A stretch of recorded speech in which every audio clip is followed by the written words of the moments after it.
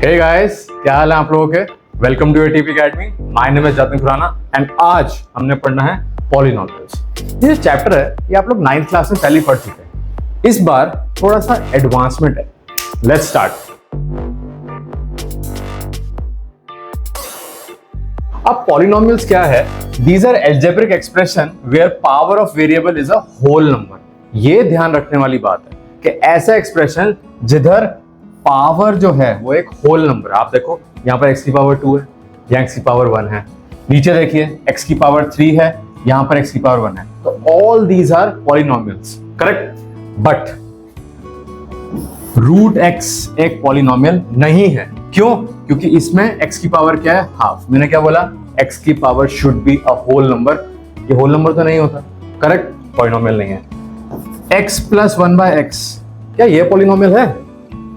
क्योंकि this is okay, ये तो x ठीक है, बट यहां पर जो 1/x अगर इसको आप ऊपर ले जाएंगे this comes out to be -1, तो नेगेटिव तो होल नंबर नहीं होता। So this is also not a point. ठीक है। अब जो भी पॉलिनॉमियल होते हैं उनकी डिग्री क्या होती है?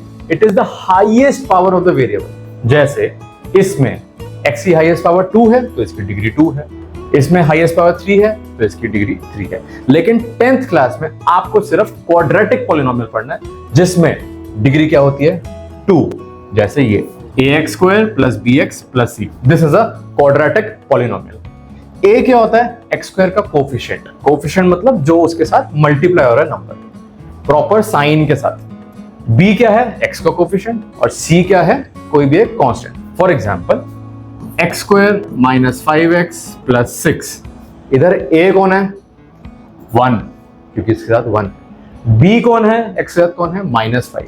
और c कौन है? 6। so these are the coefficient जो इनके साथ लगे। ठीक है। अब पॉलिनॉमियल का जो ग्राफ होता है, देखो जो भी आप लीनियर इक्वेशन पढ़ते आए हो, पॉलिनॉमियल पढ़ रहे हो, हर का फंक्शन का एक ग्राफ बन सकता है, राइट। पॉलिनॉमियल का ग्राफ की शेप को हम बोलते हैं पैराबोला। ये शेप कैसी होती है? एक यू जैसी शेप होती है। या तो सीधा यू हो सकता है या इट कैन बी उल्टा एज वेल, राइट। कैसे पता लगाएं? अगर ये जो कोफिशिएंट है x² का, अगर इसकी वैल्यू पॉजिटिव है तो ये आपका u देगा ग्राफ, करेक्ट। बट अगर इसकी वैल्यू नेगेटिव है तो दिस विल गिव यू उल्टा u। ये ध्यान रखना, एमसीक्यू में ऐसा सवाल छोटा छोटा आ सकता है, करेक्ट। लेकिन ये u क्या ऐसे ही बनेगा? जरूरी नहीं है। आपका कोई भी क्वाड्रेंट है, ऐसे भी हो सकता है, इधर भी हो सकता है, इधर भी हो सकता है। वो हम बात करेंगे कि इनका मतलब क्या होता है। But for the time being parabola is just a shape of you जो एक क्वाड्रेटिक पॉलिनॉमियल का बनता है, करेक्ट। चलो अब आते हैं zeros of polynomial. Again this topic आपने 9th क्लास में पढ़ा है। क्या होता है? देखो मैंने थोड़ा इंग्लिश में लिखा है। वेरिएबल की ऐसी वैल्यू जिसके लिए पॉलिनॉमियल की वैल्यू 0 हो जाए। मतलब वेरिएबल कौन है? सपोज कीजिए पॉलिनॉमियल x के टर्म्स में, x की ऐसी वैल्यू जिसके लिए पूरा पॉलिनॉमियल ही 0 हो गया। फॉर एग्जांपल मान लीजिए पॉलिनॉमियल x - 1 है। अगर मैं x की जगह 1 डालता हूं तो 1 - 1 क्या होता है? 0। तो मैं क्या बोल सकता हूं? x = 1 is zeros of polynomial. ये पॉलिनॉमियल का जीरोस है, ठीक है। नीचे एक छोटा सा और क्वेश्चन करते हैं। x² - 5x + 6 = 0। इसमें क्या किया हुआ है? अब एक क्वाड्रेटिक है, स्प्लिटिंग आपको आती है।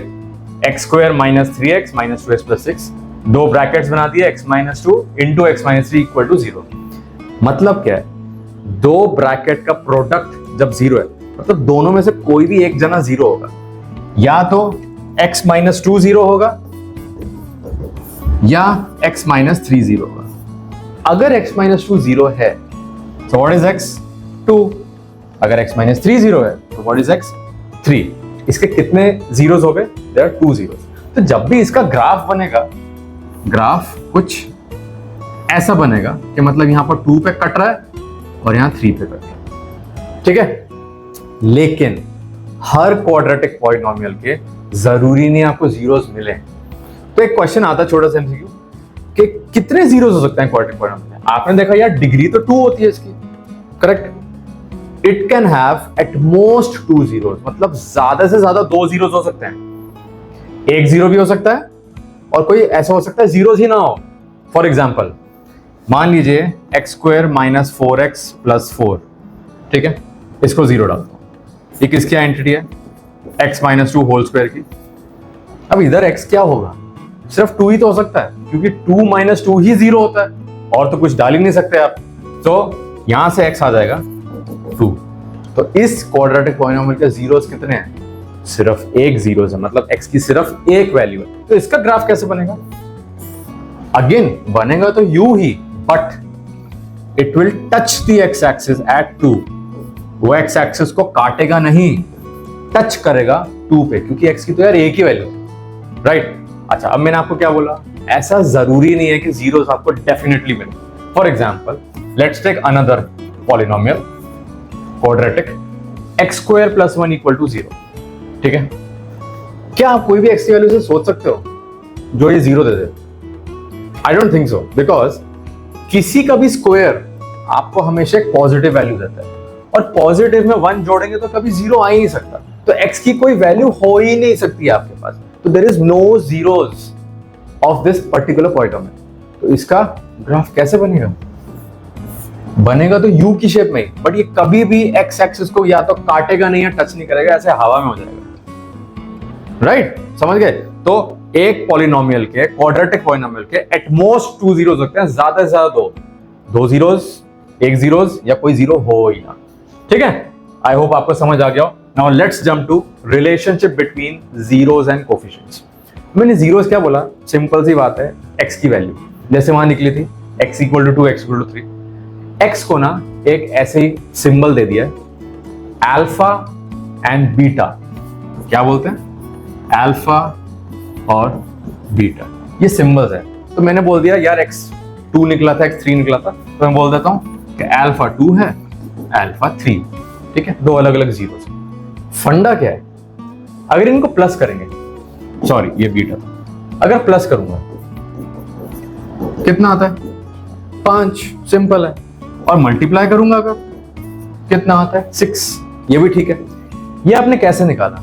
आपने वो क्वाड्रेटिक पॉलिनोमियल स्प्लिट किया था, 2 ब्रैकेट बनाए थे, वहां से x की वैल्यू निकाली, उनको जोड़ा तो 5, उनको मल्टीप्लाई किया तो 6। बट अगर आप स्प्लिटिंग नहीं करना चाहते, लेकिन स्टिल आपको उनका सम और प्रोडक्ट निकालना है, कैसे निकालेंगे? There is a very simple formula. ये अल्फा प्लस बीटा क्या होता है? माइनस बी बाई ए, और अल्फा इंटू बीटा क्या होता है? सी बाई ए। अब आपका पॉलिनोमियल क्या था? Let's see, x square minus 5x plus 6। देखते हैं, यहां लिखते हैं x square minus 5x plus 6। पहले तो ए बी सी आइडेंटिफाई कर लो। ए कौन है? 1, बी कौन है? -5, and your C is 6। Let's put in this formula. क्या कहता है? Minus B by A. यार बी तो मेरा -5 था, एक माइनस पहले ही है, तो माइनस माइनस इज प्लस, तो 5 बाय ए क्या था? 1। सम की वैल्यू क्या आ गई? 5, और एक्चुअली कितनी थी? 5। वेरीफाई हो गया, बिल्कुल सही है। फॉर्मूले से निकालो, स्प्लिटिंग से प्लस करके निकालो, बात एक ही है, ठीक है? प्रोडक्ट में भी चेक कर लेते हैं। माई सी इज 6 और ए 1 है, ये भी 6 आ गया, प्रोडक्ट भी 6 था, फॉर्मूले से भी 6 आ गया। So it is better to remember this formula, बार बार स्प्लिटिंग करने की जरूरत नहीं, ठीक है? लेकिन एक क्वेश्चन आता है, वेरीफाई द रिलेशनशिप, आपके एनसीईआरटी में ही है, find the zeros of quadratic polynomial and verify the relationship between zeros and coefficients. तो इसमें आपको करके दिखाना है कि जो आपने फॉर्मूले से सीखा और जो आप एक्चुअली स्प्लिटिंग से जीरोस निकालते हो, क्या उनका सम और प्रोडक्ट सेम आता है? इफ यस देन ओके, आना ही चाहिए वैसे, यस क्या, ठीक है? क्वेश्चन करते हैं, मैंने 3 क्वेश्चन लिखे हैं, देखते हैं। टी स्क्वायर माइनस 15, इसको क्या मैं ऐसे लिख सकता हूँ? टी स्क्वायर माइनस रूट 15 का स्क्वायर, क्योंकि रूट 15 का स्क्वायर 15 ही होता है। अब देखो आपको एक आइडेंटिटी दिख रही है, 10th क्लास में यार, 9th क्लास में आइडेंटिटीज पढ़ते आ रहे हैं। ए स्क्वायर माइनस बी स्क्वायर क्या होता है? ए प्लस बी और ए माइनस बी, ठीक है? इक्वल टू 0 रखते हैं। जीरोस निकालना है तो पॉलिनोमियल को 0 के बराबर रखना पड़ेगा। Got it? अब मैंने आपको क्या बोला था? 2 ब्रैकेट्स का प्रोडक्ट जब 0 होता है तो दोनों को बारी बारी 0 रखो, आपका वेरिएबल की वैल्यू आ जाएगी। t plus root 15 equal to 0, यहां से t आ गया माइनस रूट 15, करेक्ट? और यहां से t आ जाएगा इधर से root 15। These are two values of T, मतलब ये जीरोस हैं। क्या निकालना है? सम। देखते हैं इसका सम क्या होगा। अगर माइनस और प्लस को ऐड करेंगे सेम बंदों को, तो सम क्या होता है? जीरो। कट गया। What is my product? अगर रूट 15 और 15 को मल्टीप्लाई करूंगा, product comes out to be 15, लेकिन एक नेगेटिव साइन के साथ। ठीक है, अब ये सम ऑफ प्रोडक्ट तो आ गया आपकी जो फैक्टराइजेशन किया आपने उससे। Let's check with the formula as well, लेकिन पहले ए बी से आइडेंटिफाई करना पड़ेगा। यहां ए कौन है? 1, क्योंकि टी स्क्वायर कोएफिशिएंट कौन है? 1। बी कौन है? बी कौन होता था? जो एक्स का काउंटर पार्ट होता था। यार यहां तो टी है ही नहीं, तो बी है ही नहीं, मतलब इट इज 0। और सी कौन है? -15। साइन बहुत इंपॉर्टेंट है, ध्यान रखना। अब क्या फॉर्मूला होता था? Alpha plus beta minus B by a. B क्या है? 0। 0 से कुछ भी डिवाइड करो 0 आता है। सेम आ गया, मेरा सम 0 आया था, फॉर्मूले से भी 0 होगा, हेंस वेरीफाइड। करेक्ट। प्रोडक्ट भी आप चेक कर सकते हो।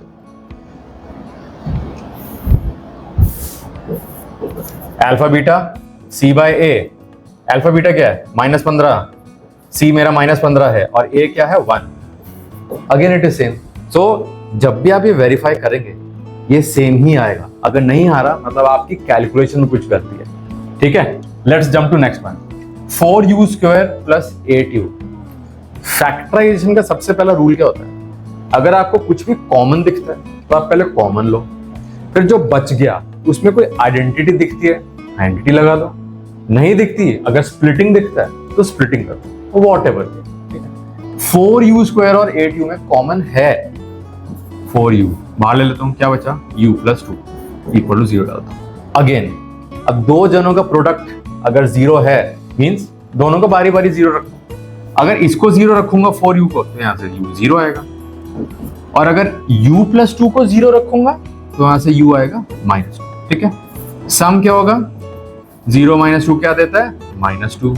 और प्रोडक्ट क्या होगा? 0 से कुछ भी मल्टीप्लाई करो, क्या मिलता है यार? 0 मिलता है। ठीक है, चलो ए बी सी आइडेंटिफाई करते हैं। यहां पर ए कौन है? 4, क्योंकि u² के साथ कौन है? 4। बी कौन है? 8, because it is with u। और सी कौन है? 0, क्योंकि यहां कोई कांस्टेंट टर्म ही नहीं है। ठीक है, फिर फॉर्मूला लगा लेते हैं। अल्फा प्लस बीटा क्या है? -b/a। -b/a, b क्या है?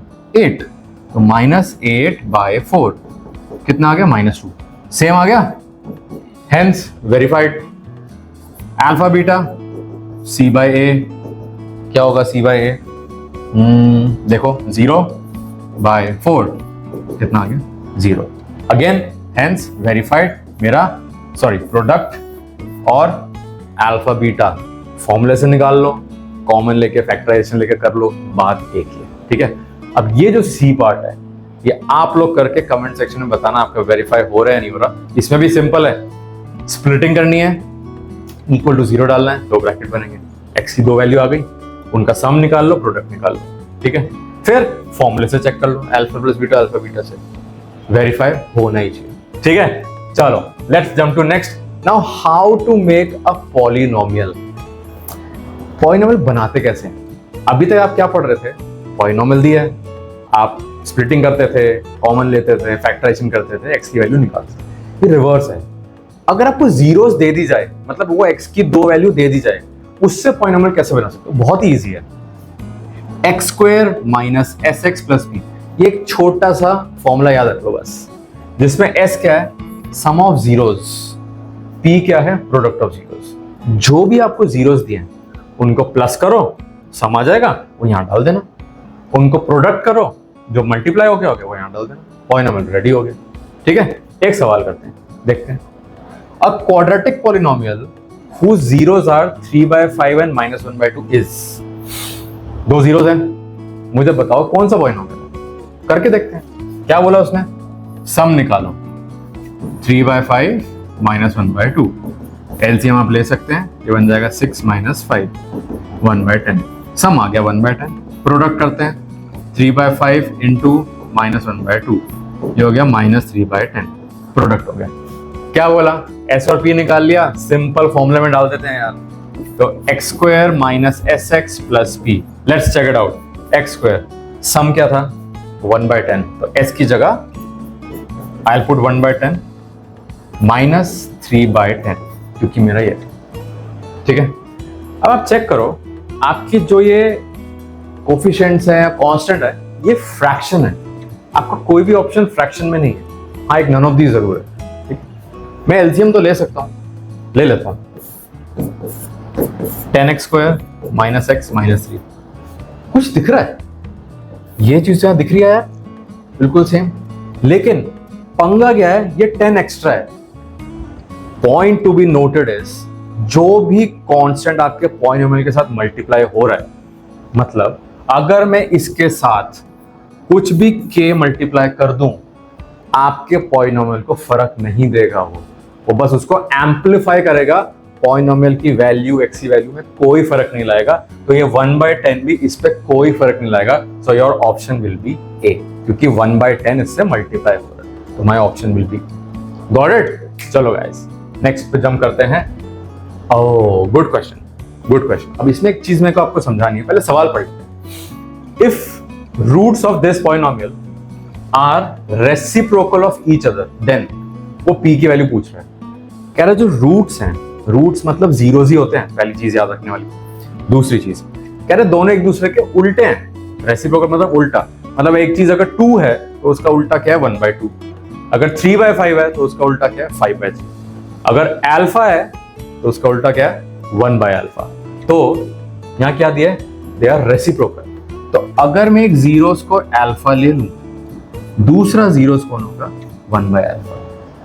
जब भी ये रेसिप्रोकल वाली सिचुएशन है, आप प्रोडक्ट ऑफ जीरोस का फॉर्मूला लगाओ, आपका आंसर एक झटके में आ जाएगा। देखो प्रोडक्ट ऑफ जीरोस क्या कहता है, क्या फॉर्मूला होता है C/A। अच्छा फायदा क्या हुआ यार, ये तो कट गया, बन रहा है क्या, यहां से C कौन है, ये है मेरा C, वहां पर A कौन है, दिस इज माई A, तो 2/P, P को इधर ले जाओ, P कितना आ गया 2, ऑप्शन में है, yes I have this option, जो कि ऑप्शन है D। अच्छा एक क्वेश्चन और आता है, सपोज करो रेसिप्रोकल नहीं देता, बोलता they are inverse of each other, additive inverse, मतलब अगर एक अल्फा है तो दूसरा माइनस अल्फा है। ऐसी सिचुएशन में आप सम ऑफ जीरोस का फॉर्मूला लगाना, क्योंकि जब इसका सम करोगे अल्फा और माइनस अल्फा तो कट के जीरो हो जाएगा, तो आपका लेफ्ट साइड पे आपको जीरो मिल जाए। तो याद रखना रेसिप्रोकल के केस में प्रोडक्ट का फॉर्मूला लगा लो, एडिटिव इनवर्स के केस में सम का फॉर्मूला लगा लो। रिमेंबर दिस पॉइंट, ठीक है। चलो नेक्स्ट क्वेश्चन में चलते हैं। तो this chapter is pretty easy, कुछ ऐसा थ्योरी नहीं है इसमें, छोटी छोटी चीज समझनी और आपको सवाल प्रैक्टिस करने बस, ऐसा कोई नॉट अ बिग डील। अब क्या कहता है, number of zeros of polynomial where graph y equal to px दिया हुआ है, शोन बिलो इज, पूछ रहा है इस पॉलिनोमियल के ग्राफ के कितने जीरोस हैं। मैंने आपको क्या बताया, जीरोस तभी पता लगा सकते हो जब वो x एक्सिस को टच करेगा या कट करेगा, क्योंकि ये पॉलिनोमियल x के टर्म्स में है, इसलिए हम x पे देखेंगे कि टच करेगा या कट करेगा। अगर पॉलिनोमियल y के टर्म्स में होता, मतलब ये ऐसे नहीं दिया होता, ये दिया होता, तो आप y पे चेक करते वहां पर टच या कट कर रहा है, ठीक है। अब देखो सिंस ये पॉलिनोमियल मेरा x के टर्म्स में, एक जगह कट, एक जगह टच, एक जगह कट, कितने जीरोस हो गए 3 जीरोस हो गए, ठीक है, समझ आ गया।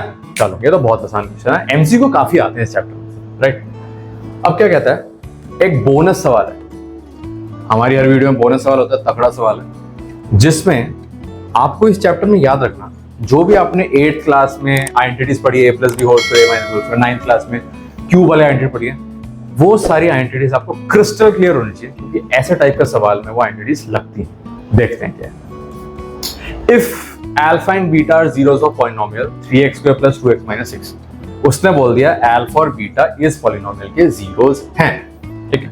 आपको वैल्यू निकालनी है alpha raise to the power -1 plus beta raise to the power -1। जब भी क्वेश्चन आए पॉलिनोमियल का, एक चीज तो आप गांठ बांध लो, आपने अल्फा प्लस बीटा चुपचाप निकाल के रख लेना है, यूज हो ना हो, -b/a मतलब -2/3, और अल्फा इंटू बीटा भी निकाल लेना है, C/A -6/3 विच इज -2। ठीक है, ये निकाल के रख लो, काम आ सकता है।